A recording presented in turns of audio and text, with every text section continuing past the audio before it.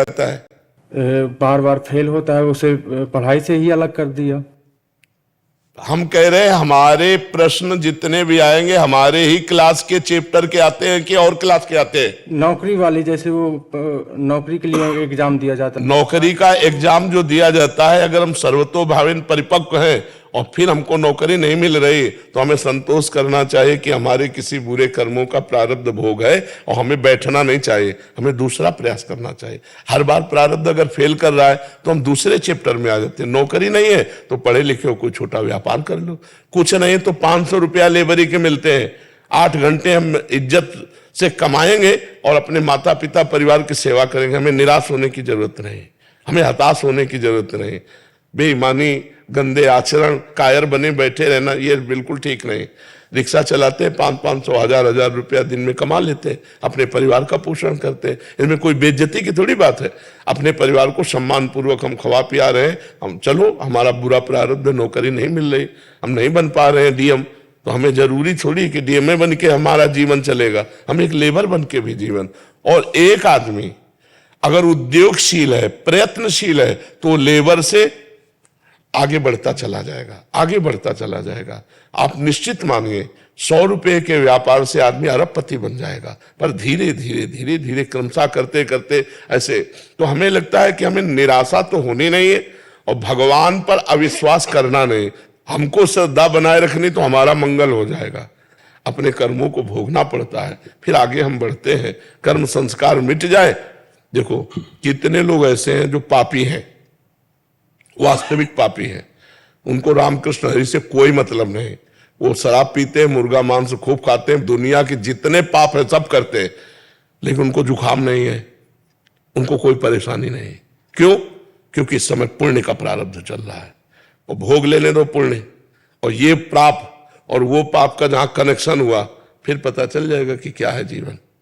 आज तुम धर्मात्मा हो, धर्म से चल रहे हो, नाम जप कर रहे हो, वर्तमान में पुण्य कमा रहे हो, लेकिन पूर्व का प्रारब्ध तुम्हें परेशान कर रहा है।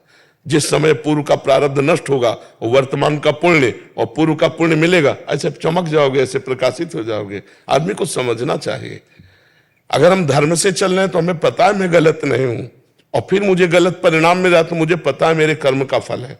हमें निराश नहीं होना। अच्छा, एक साइड में हमें कर्म रोकेगा तो हम दूसरे साइड में भागते हैं, हम व्यापार में भागते हैं, हम नौकरी के लिए छोड़ देते हैं। प्रारब्ध भी बड़ा प्रबल होता है। नहीं, भगवान के नाम से नाम जब तो करते हैं, पर नहीं, नाम जब से प्रबल नहीं होता। नहीं तुम्हारे सामने बैठे न होते, अस्पताल में पड़े होते, बार बार गिराता है महाराज। तो हमको भी तो रोज डायलिसिस होता है।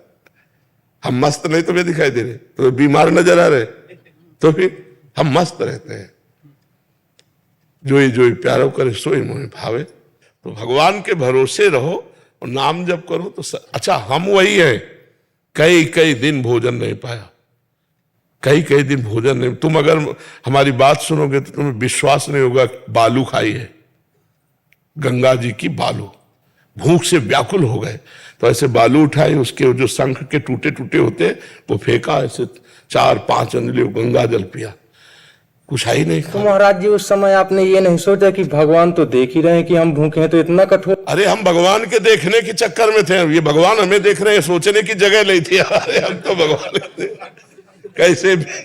कैसे मिले, कैसे उनको देखो, वो हमें देख रहे हैं सब कुछ। महाराज कठोर नहीं है भगवान, जब बाजुर खा रहे हो तो इतना तो थोड़ा दया करनी चाहिए भगवान को कि बाजुर ही खवा रहे। एक बार देख लिया ना उन्होंने कि कितना समर्पण है। महाराज जी परीक्षा लेते हैं भगवान बहुत तेजी से। अगर एक बार उनकी परीक्षा में पास हो गए तो बस फिर निहाल कर दे। महाराज कई बार लेते हैं। नहीं, एक बार का मतलब होता हर डिपार्टमेंट में लेते हैं, खान पान, देखना सुनना, परिवार, ऐसा। 9 साल से हमारी परीक्षा ही ले रहे हैं बार बार, इसलिए। नहीं तो कृपा भी तो की, आप हमारे सामने बैठकर बातें सुन रहे हो उनकी, तो ये कृपा नहीं उनकी? हाँ, तो कृपा ना होती तो आप हमारे सामने ना आ पाते, बिना भगवान की कृपा के नहीं। आपकी भी कृपा से नाम जब चल। आप चिंता न करो, एक दिन तुम देख लेना, सुदामा जी को कई कई दिन भोजन नहीं मिलता था, और आखिरी परिणाम ये हुआ कि जैसी द्वारिकापुरी वैसी सुदामापुरी। आपके ही दृढ़ विश्वास में अभी तक 9। चलो यार, तुम चलो, पार हो जाओगे, हमारी बात मान लो।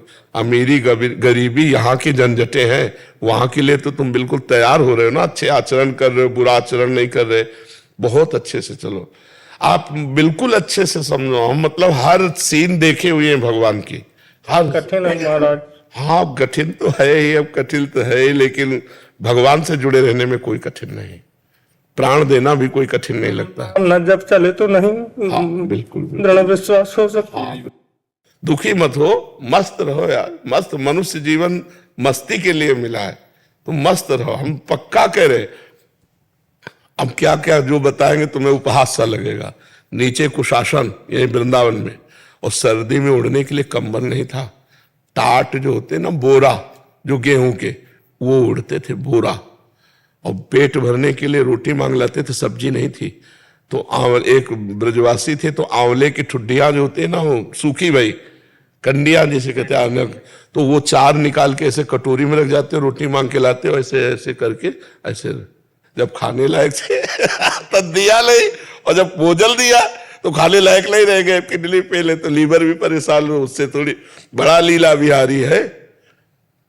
अब बिल्कुल हम आपसे कह रहे हैं, निश्चिंत रहो, एक दिन ऐसे अभी इसी समय धनी हो आप, क्योंकि आपके पास जो नाम रूपी धन है वो अविनाशी है। बच्चा, कबीरा सब जग निर्धना, धनवंता नहीं कोई, धनवंता सोई जानिए, जाके राम नाम धन हो। आज थोड़ी गरीबी है तो कल मेरी भी